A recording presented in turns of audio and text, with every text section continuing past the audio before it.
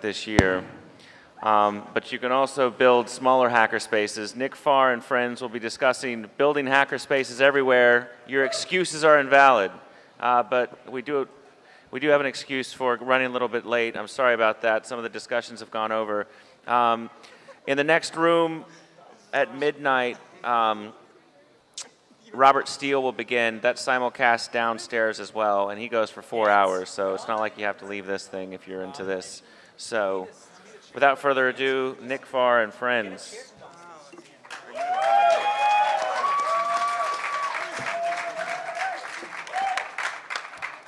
Wow, thank you very much. This talk is basically the 10 most common excuses that I've heard for people not building hackerspaces throughout the country. I've been going to cons and talking about hackerspaces and the need to build hackerspaces.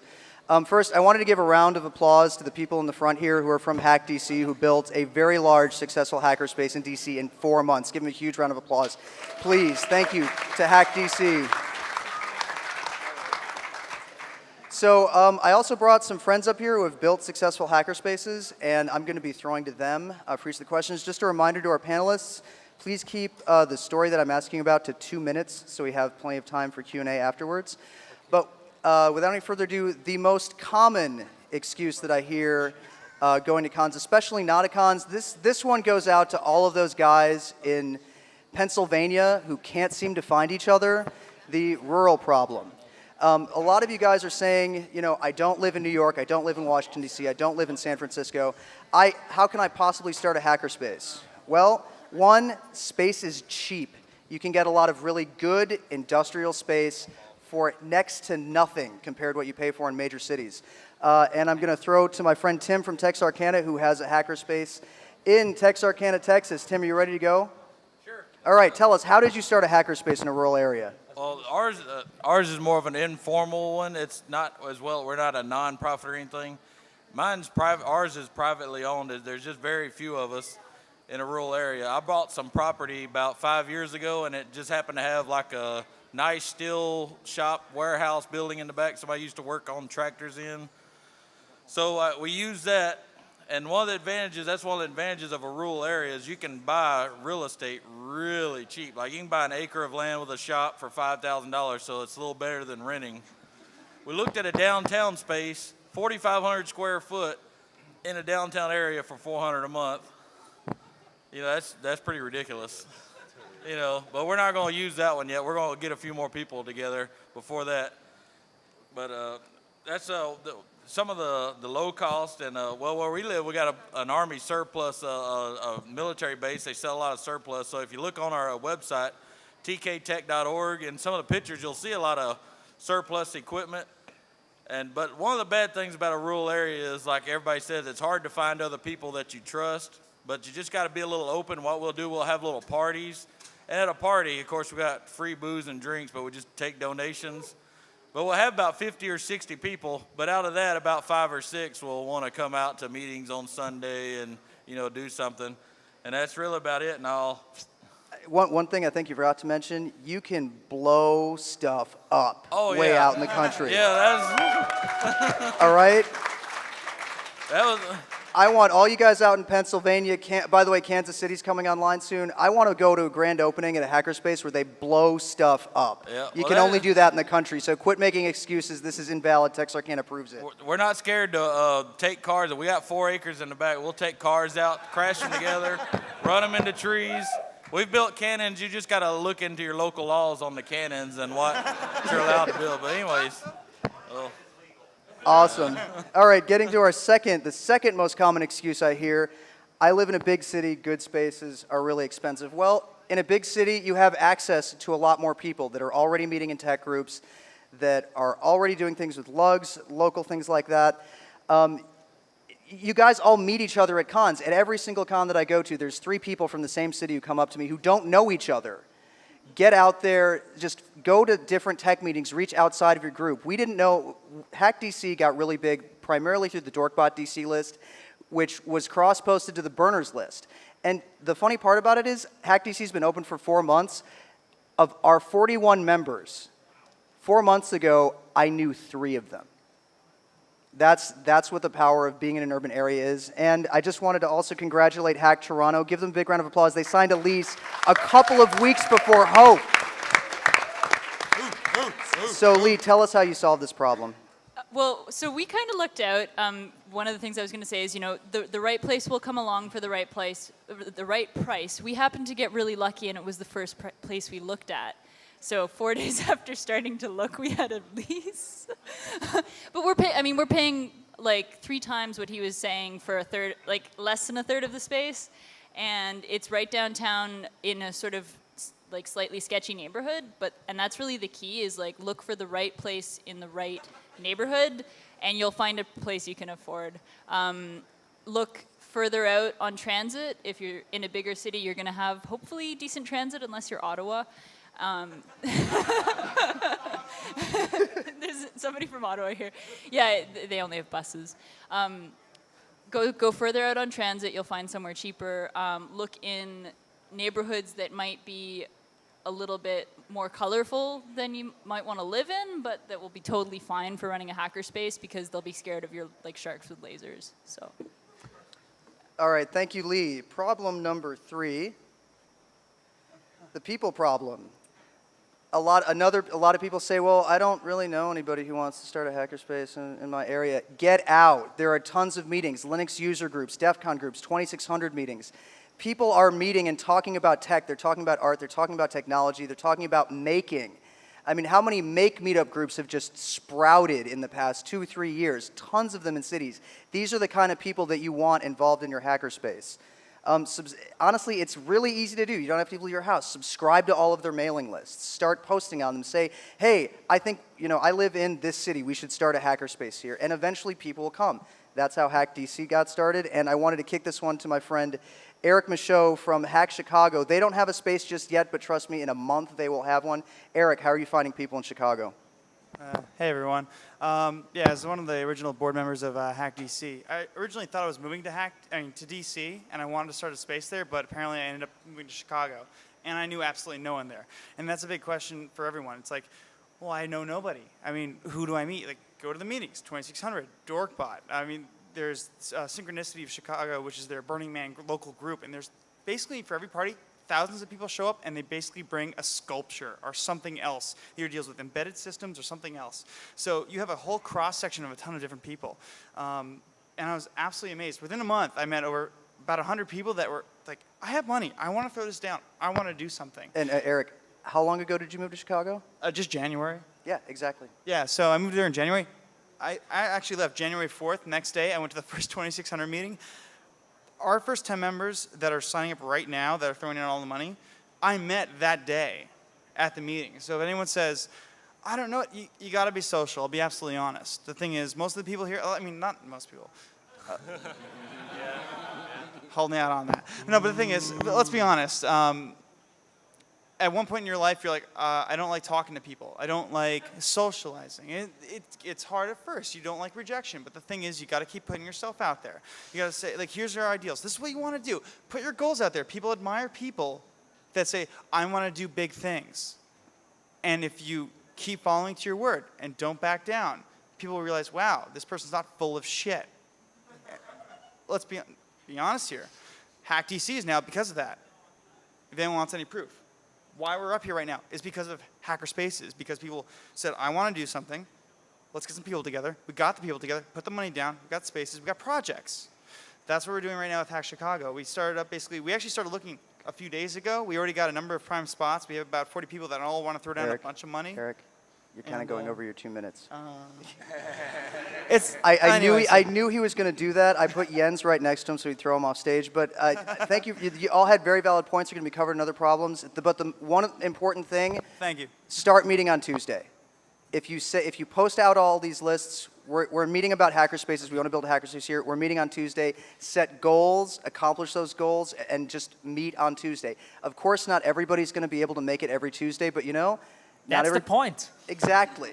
Everybody knows when the meeting is. By the way, I have to add, because we are talking about Dorkbot, and Dorkbot is a really, really really cool thing and a good place to meet people. The guy who actually invented or started Dorkbot is in the audience, and I think he should get a big applause. Give him a huge round of applause. Please stand.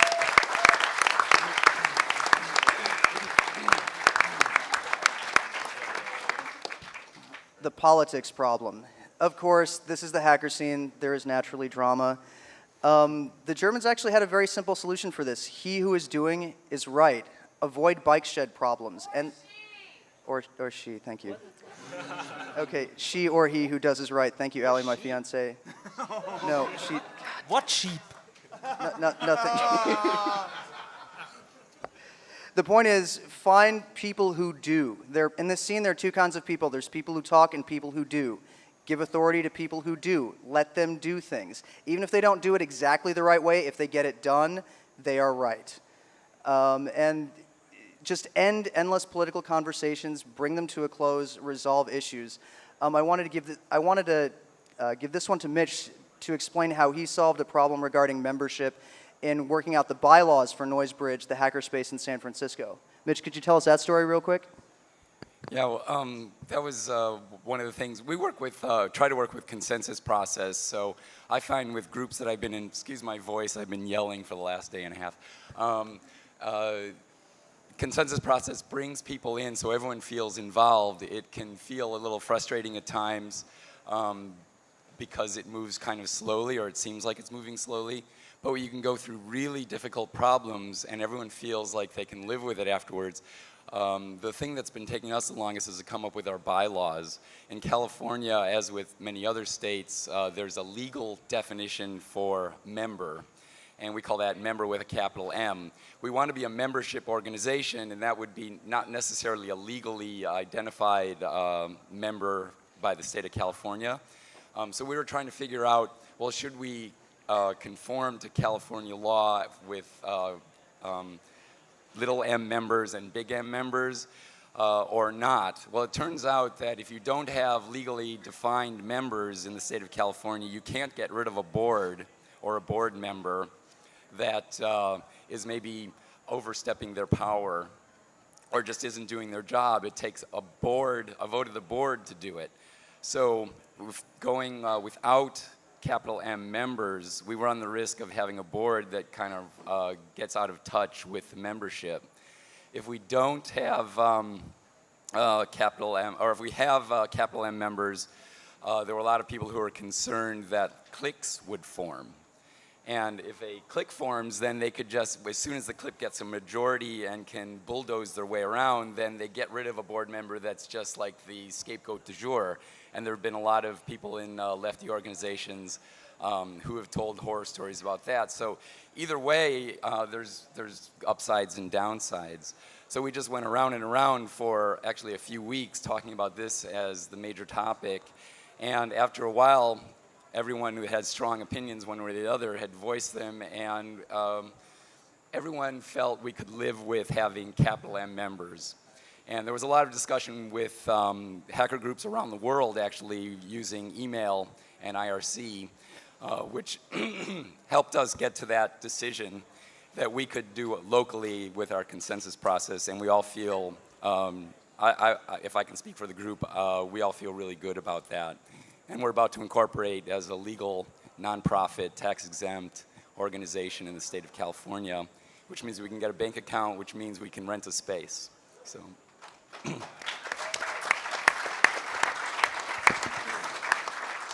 Also, give him a huge round of applause for the microcontroller workshop that he's been doing in the Hackerspace Village, bringing tons, huge.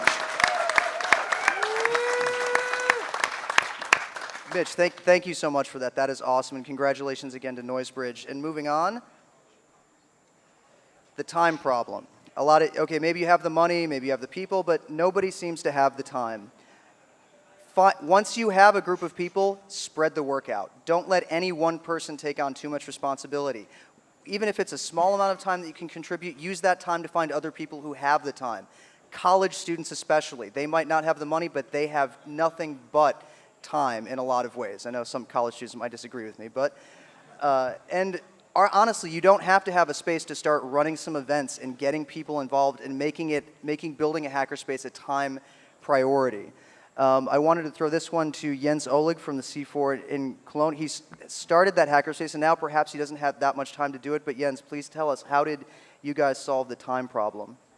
Well, we had very good results with something that someone came up with, presenting a challenge for younger people. We repeat this about once a year, where we have an interesting problem for younger people. We actually publish that we're going to do that over the course of a month or so. And it gets in all the newsletters. We try to publish that to schools in Cologne as well, but that didn't work out so well. Anyway, it is a challenge that is especially to younger people under the age of 23. And this year we're doing something with microcontrollers. Before that, there were also software problems like designing a chat protocol that would be tunneled over ICMP so that administrators at your school couldn't read what you're chatting about or couldn't see that you're chatting. And the idea is just to have young people at the space, have them work on a project that is maybe a bit too hard for them to solve alone, so they would learn teamwork, and after that most of the people who just want to pose or just want to talk big, they drop out, and you are left with the highly motivated young people that you can after that hand over the space to run it. Excellent. Moving right along. The money problem. This one, oddly enough, I hear it less often than the time problem. You know, we can't, how are we supposed to do this, blah, blah, blah, blah, blah, do exactly what, oh wait, do we have anyone from NYC Resistor on the panel? Uh-oh, whoops. Actually, no, Rose is here. Rose, get up here. Give her a round of applause for pinch hitting, because I'm just springing this up. Get here. Oh, over there. Okay. So what would you like me to say about money? Well, No, come. just a couple points I wanted to hit here. Start small. NYC Resistor, New York, probably the most expensive place to start a hackerspace. They did it by starting small and getting people to throw money down. Once people started throwing money down with nothing more than a dream to try to build a one-day acquire hackerspace, that made it real. That made people engaged and involved, and in a short amount of time, they went out and they built a very successful hackerspace in Brooklyn. The other important thing about money is stay independent. It's great that people donate stuff. It's great that you have donors and friends and people who are donating, contributing to you on a monthly basis or giving you huge one-time donations. But make sure that your rent, your insurance, your utilities are covered by member dues or covered somehow by the people who are directly involved in the organization. Because one day, all of that funding may dry up for one reason or another, but if you have that continual base that's provided by the members and the people actively participating in the hackerspaces, you're not going to lose it no matter what happens. And you know, NYC Resistor, they started small. They are operating in a very expensive environment. So Rose, could you talk quickly a little bit about how NYC Resistor got started, how they got their space going, and how they had to increase their dues lately to cover their expenses and stay independent? Some of you may have already heard parts of this before, but NYC Resistor started with 9 people who each put up $1,000. That was so that we would have enough money to cover about 3 months operating expenses. Obviously, that was, for some of those people, that was a bigger amount of money than for others. But as Nick pointed out, putting up that amount of money then really made us be, really invested in making sure that the space worked. Our dues per month have just gone up to $75 a month. That isn't because anything terrible has happened, but partly because we want to make sure that we're keeping that 3 months of rent and operating expenses as a cushion at all times, so that nothing terrible is going to happen and let us risk the space that we've worked so hard to build. Another thing I can say about money is that we make sure that decisions about money are made as a group. Mitch was talking about consensus, and that's very important for us.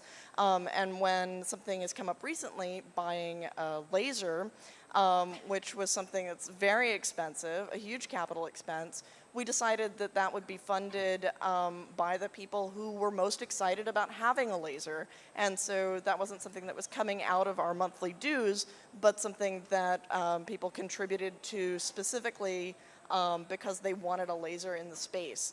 And the details of how we've worked that out, you can ask us later. But that was something where we separated out a huge capital expense, and we're going to make it happen. But it isn't part of our, monthly expenditures. Exactly. The other thing is, a lot of people complain about time. People with not a lot of time have a lot of money. Find those people. Make them members. We have a lot of silent members in Hack DC, and they're wonderful. Also, Rose, I wanted to ask you, do you know the NYC Resistor theme song? Can you sing it? The theme song that Bree had. I will try to do it if you can't, but I really would like you to do it if you can. I can try it with you. Apparently, I'm not part of the inner circle that knows the theme song. You don't know it. I'm not even a member of NYC Resistor, and I know it. I don't know what favors you offered him, but you're going to have to do it for me. Johannes, do you know it?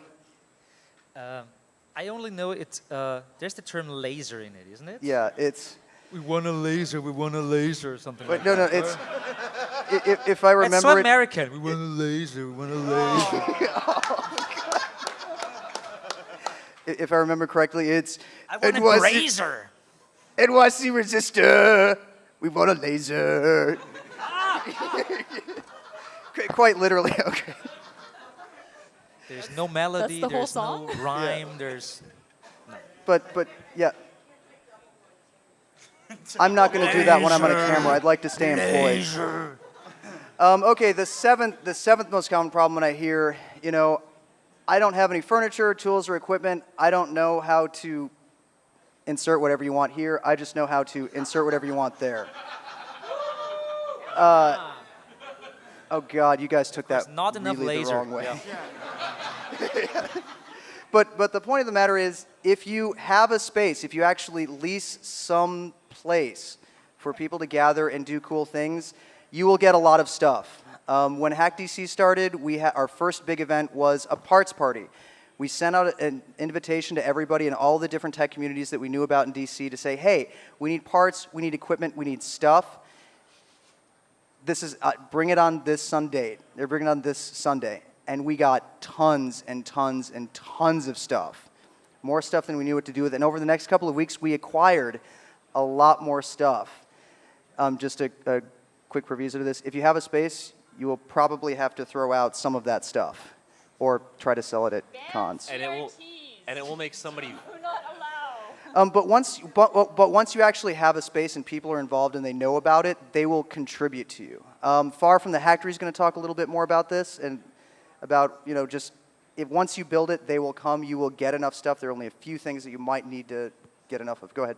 All right, so Philadelphia is like New York City's older, ugly sister. Really cool, really nice, but doesn't get all the flashiness. Yeah, we're short on space. We're basically are umbrellaed by a nonprofit computer recycling group, and it was just a case of just start things rolling. We didn't have expertise. There wasn't a whole lot of interest. It was just three guys who sat around and said, let's get something going, and we just sat down and started. And a lot of times we'd go to order class, somebody orders out of their own pocket, and they order 4 extra kits. Well, now we have 4 extra kits sitting around. So when somebody says, hey, I want to do this, they don't have to wait a week for a part. It's right there. It's just little things that add up. And frankly, it comes down to the only thing that you're ever really short on is an imagination. If you want to do something and there's a problem and you can't figure it out, you're looking at it at the wrong angle or you need somebody else's opinion, because any problem you run into, you can get around somehow. You can pull somebody else in from a different community. You can borrow a piece of equipment. You can pool in with your friends and buy it. The only thing you're ever really short on is, enough creativity and enough drive to route around that situation. Awesome, thank you. The next problem, reaching out to people. A lot of people get really possessive about their stuff. People, for some reason, people aren't too terribly trusting. A lot, people will come up and ask me, it's like, yeah, I've got all this stuff. I've got enough stuff to hackerspace between my 3 friends, but I don't want to share it with people. Like, they might break it or do something to it or whatever. This is a completely invalid excuse. Like I said, far away, 80%, 90% of the people that are involved in Hack DC, I just met 4 months ago or sooner than that. We're all sharing our stuff there. We all have it. And because we're all equally contributing, we're all watching out for each other's stuff. If you start a membership organization where people are throwing down real money to support it, they will watch out for it. Just a quick example, we have a refrigerator that's filled with soda, Gatorade, bottled water, things like that. And then when I first proposed to everybody in the group saying, yeah, we'll just put a little cup for money in there, and when you take a soda out, put some money in, and that's how we'll pay for and reimburse the soda. When I first proposed that, everybody looked at me like I was insane. They said, what? You're going to trust people? Like people are going to put money in? What? And honestly, we always run an overage. We have not had a problem with theft there. We actually use the money that's generated from that to pay for pizza on our Tuesday meetings and things like that. If you show people trust, they will take it and they will act like trustworthy, responsible people. Jens has some experience with this. To spring it on him because I didn't want to, because again I don't have my panelists from NYC Resistor here. But if you just show people trust, they will take care of the hackerspace. They will take care of the tools and they won't break it. Can you talk about that real quickly? I agree. Well, one thing that we have done, and apparently that has also been used in Hack DC, was we get a lot of our budget from selling drinks at the hackerspace, and apparently a lot of American visitors we had were surprised at the fact that in order to buy that drinks, you would just have to throw in the money and the fridge, and then it worked like that. That's a small way to show trust, and apparently it works out. Yeah. The other thing that we do at Hack DC is all of our public tools and equipment like that, there's a standing rule that if you don't know how to use it, ask somebody how to use it. People know how to use there's at least 1 or 2 members who know how to use every single tool that we have in Hack DC, and those 1 or 2 members have a responsibility to show all of the other members how to use that responsibly. That kind of thing really works. Mentorship and teaching people and showing people how to do things, building knowledge and then filling in gaps in other people's knowledge is one of the biggest reasons that hackerspaces should exist. But moving right along, we're doing really well. Oh, whoops. I have to talk about the problem, of course. Again, another problem of just straight up. Perhaps the first one was more stupidity, but the second one was just straight out theft. A lot of people, if they're not possessive about their tools, they're possessive about the space, they're possessive about their membership requirements. A lot of people will come up to me and say, I can't just let anybody become a member. I have to carefully screen people, make sure they're not freaks, how can I trust anybody? We have to have an exclusive membership because, what if, people that they don't know. Again, most of the people involved in Hack DC I met less than 4 months ago. And the Meta Lab in Austria, he's actually prepared for this one, has experience that they have over 100 members. Yeah, I guess the Meta Lab is probably like population-wise, like maybe the biggest hack space on the planet. And I mean, of course, we have problems. You have problems too. You live in a free-ish country, and we have some problems with freedomness too. Okay. The problem is, I have to go back a little bit in history because the hack spaces, the first hack spaces, were in Europe, in the German-speaking countries and in the Dutch-speaking country, and there was.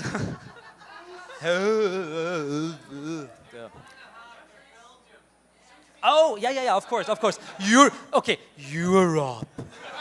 Fantasy. Okay. Good. So, the European hacker movement shares a similar time span with many alternative projects, and there's a clear connection between, for example, the squatting scene in Europe and the hacker scene. that may be astounding here in the States, but there is a common basis about that. And many hack spaces and many hackers are actually they have a leftist background. So especially in a pretty open field as hackerdom, you of course face problems. And sometimes you just have to find out how to kick people out, okay? Or if you should kick people out. In the Meta Lab, we are pretty much a mixture between a hack space and a club, or a youth club, I would call it. We have at least, like I would say, 200 members, 100 of those members paying, okay? So we have people who come to our space who are actually not real members, they just show up sometimes, and we call the problem the hippie problem. Okay, so how do we deal with the hippie problem? What happens if a guy just only shows up because he wants to smoke weed or whatever else, okay? So, pardon? Yeah, of course, yeah. You smoke the weed and you play Nintendo. And you're really bad playing Nintendo when you're on weed. I have to tell you, we don't have a problem for that. A problem-solving thing. It's a highly social problem, and I think what's back there?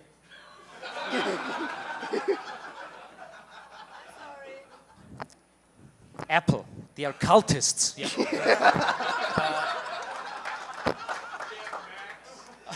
What? Okay. So, I mean, I only can say that if you want to create a hack space, it really depends on how big it is, how many people are there, and what is your special purpose. I mean, the Meta Lab in Vienna is a mixture between a youth club and a hack space. So we have different problems than, for example, NYC Resistor. I mean, we have around 200 people or even more coming to our space. NYC Resistor, 28 members. And they're handpicked. There's a whole world between. Of course, we do cool stuff at Meta Lab, and there's cool stuff happening at NYC Resistor. But you can imagine there are completely different problems concerning trust in both. What's that? Ah! More!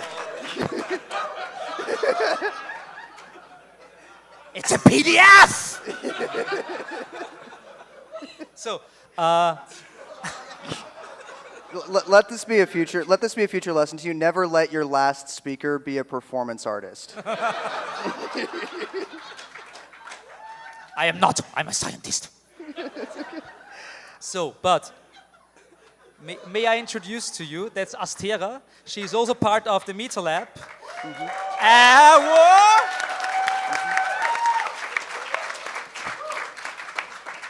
You know, the 10th most common problem I had was the hacker problem, but ever since I came, coming to this conference, people have asked me a lot, we don't have any central collaboration space. There are all these hacker spaces. It would be great if we had something like the Hackerspace Village, online.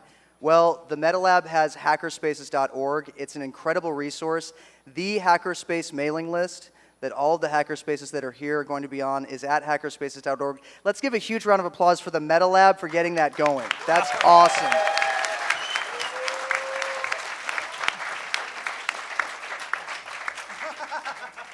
Hello, I'm sorry.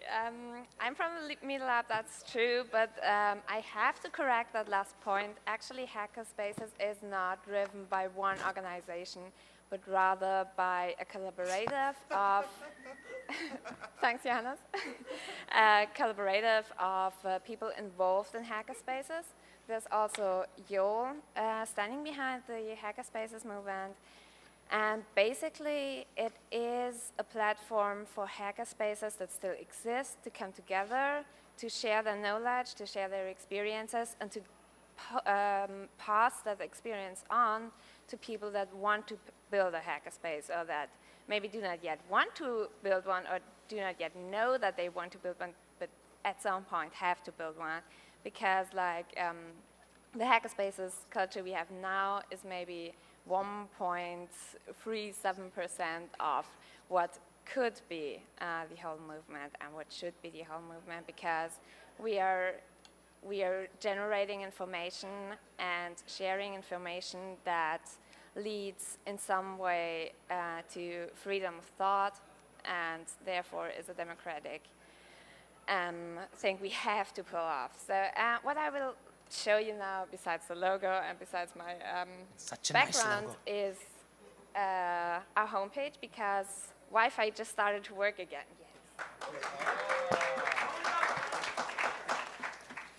Yeah, clap. We have internet again. Yeah. Okay, I have everything in tabs. Okay, so this is the starting page of hackerspaces.org. Actually, by now, pretty much all of you should have a flyer that looks like this and explains what we do on the backside. We have a claim, yay, which says build, unite, multiply, and which means basically that we build a platform as a wiki page, as a semantic wiki page actually, so that everyone can contribute to it, can add information to it, and one main part of that is right here, the list of already existing hackerspaces. Since we did not work very long on the project until now, it is by far not complete. And by far, I mean by far, far, far, far, by far. So every one of you who has a hackerspace or who's just on the go of building it should get to that page and add it to the list. There's some members of the panel already complaining about that they're not on the list. Yeah, I'm really sorry. See, But it's a wiki. these are the Add it. only Yes, these it's a are wiki. the It's only USA spaces fast. I have, and I know that this is by far not enough. But you're all here. You have the information. You should add the information. You should contribute to this page, not only to the list, of course, but also to everything else. So the second main point is unite, and what this means is you are sharing information. You're sharing your experiences within the hackerspace. This, of course, is about building hackerspaces. So you're sharing the information about what all these very clever people already said here, and by far more, because you have the experience and you can make others not fall into the same traps again, maybe. How do you do that? How could you pull that off? We have a mailing list. Here. Actually, it's two mailing lists. It's the discussion list and the announce list. While on the announce list, it's a moderated list. The discussion list shows all information that is passed, as well as everything that's on the announce list. So I would rather recommend to sign to the discussion list, so you can ask a question if you have one, and also read answers or send answers to that list. The other thing is we have a Jabber account, which is jabber.hackerspaces.org. I hope all of you know what Jabber is. It's an instant messenger tool. Yeah, I pretty much think you know what it is. So you can join this Jabber account. The cool thing about it is that when you join, you automatically have everyone that is already on the hackerspaces.org listed account, who has an account on the list, that automatically the whole list is added to your Jabber account. So you could pretty much find everyone who is signed to hackerspaces.org. Not pretty much, like actually. And the last point that I want to make, and this goes as an applause to the Media Lab again, is that we made the Hackerspaces OS an open source project. So if you are in the go of building a hackerspace and want an OS, want a wiki page, want whatever, there is a Google document that can be downloaded for free. Yeah. I tend to think that that was everything I wanted to say, and I'm far over 2 minutes now, I guess. That's okay. She's cute. She can get away with it.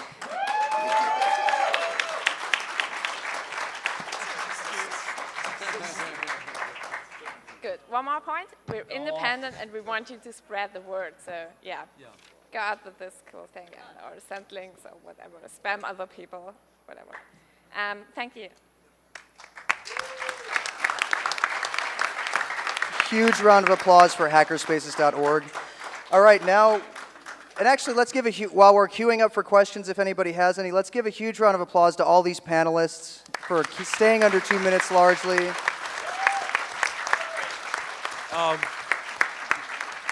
Could we also get anybody in the audience who's a member of a hackerspace or regularly goes to events at a hackerspace to stand up for a second? Because it is a lot more than the people up here that are making this happen. I think it's a round of applause for everybody standing up out there. Yay.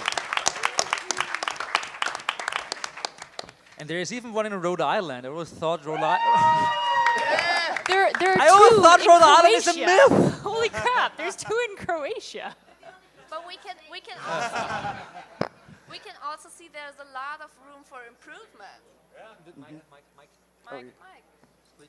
Oh, what Esther said is that there's a lot of room for improvement, especially if you have hackerspaces, contribute a lot of your shared knowledge to the hackerspaces.org wiki. If you are interested in figuring out how to build a hackerspace, we're going to be dumping all of our knowledge into this wiki. But for now, you can bring up some knowledge. Does anybody have any questions out in the audience? Back there. Can we get a live mic out there? If anything, move up to the front one. Hopefully that'll work. Yeah, there's another one up there. Where is it? Oh, there it is. Okay. So it's must kind be of like a $1.50 killjoy in question, but I wanted to bottles. ask for all of you who aren't as organized as the one in San Francisco, how do you deal with insurance and liability in case somebody gets hurt building a cannon? I'm sorry, I didn't hear your question. Could you repeat it? I said it's kind of a killjoy subject, but how do you deal with the issue of insurance and liability in case somebody gets hurt when you're doing slightly riskier things?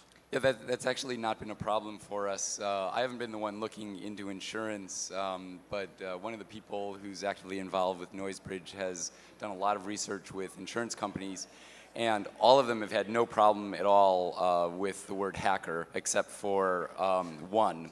They said, oh, hackers, no way. But all the others, it's kind of surprising, but they're just hackers. What do you mean by hackers? And we tell them, well, we're a group of people. We have a whole bunch of projects. And, we'll be doing stuff with chemistry and with electronics, and they don't care. We just pay a premium, and it's probably less than $2,000 a year. And we have full liability for the space that we'll rent, plus for liability for personal injury. And it's just a little bit more to protect the people on the board from personal liability in case there's any kind of lawsuit. So it's like $2,000 a year. It's not that big a deal. Call insurance agents who will call you back. Next question. I just wanted to point out that you don't actually have to start off big. I've been running a sort of a private hackerspace, if you will, for about 10 years now. It's gone back and forth between my house and my buddy's house. We have a few people over. Every Wednesday night, get together. We've got bandwidth servers, work on different projects throughout the course of the year. So even though I'm hearing these numbers of 100 people and now just scare the heck out of me, trying to organize something, or even starting with 9 people, can I really organize 9 people? I just encourage people too of, hey, maybe you get your first buddy over and they got a buddy and you start off with 2 or 3 people, and once you grow out of a house, then you look for the hackerspace. Great. KK, next question. Your good point.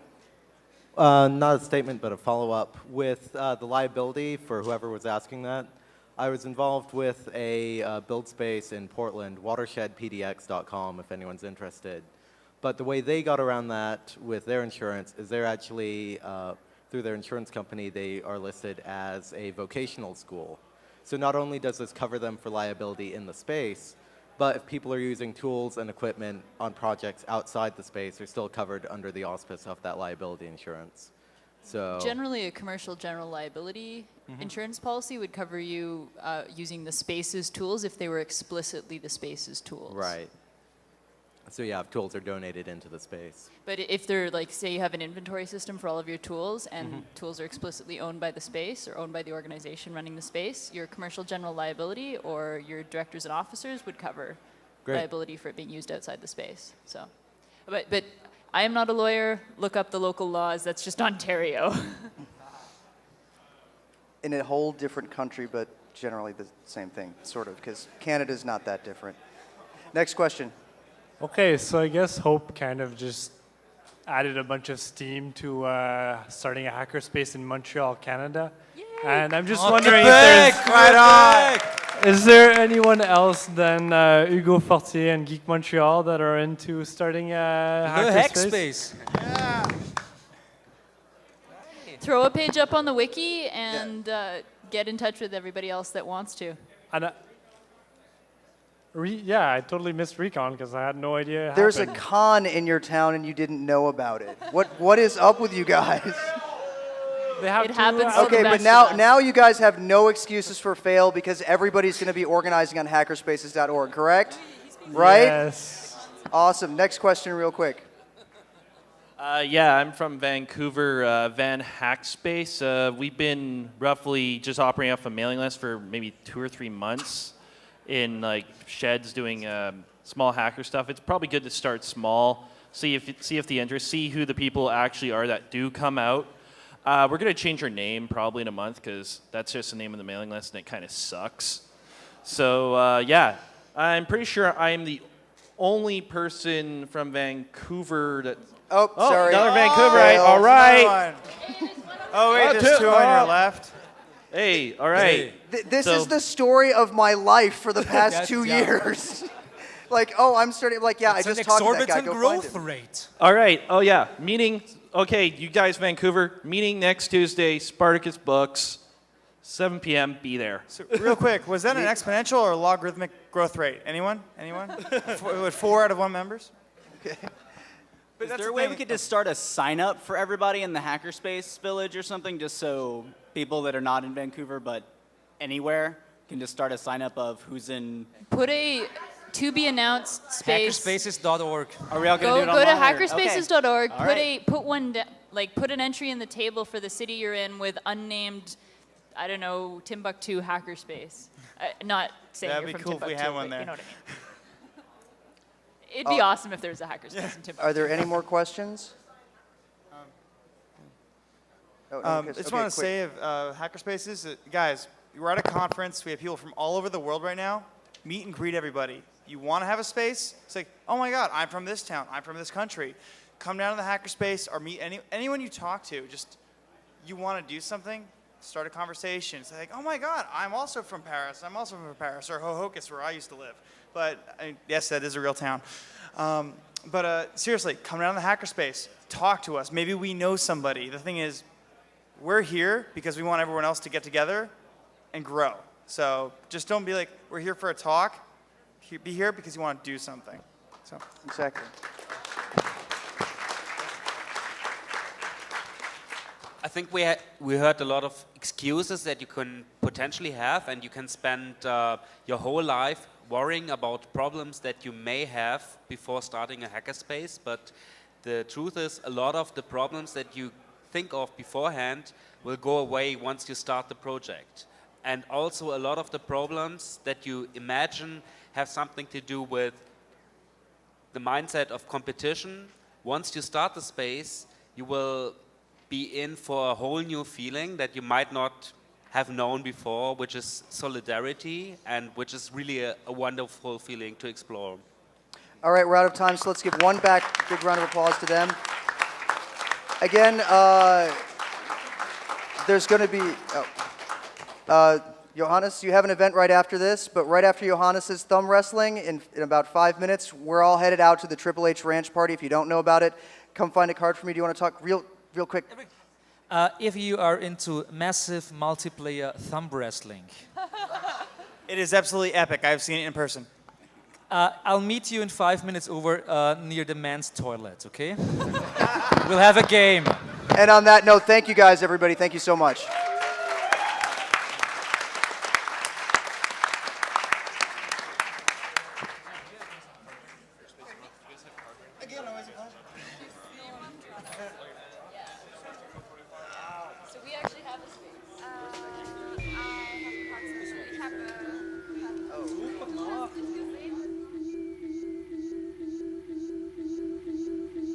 The drums.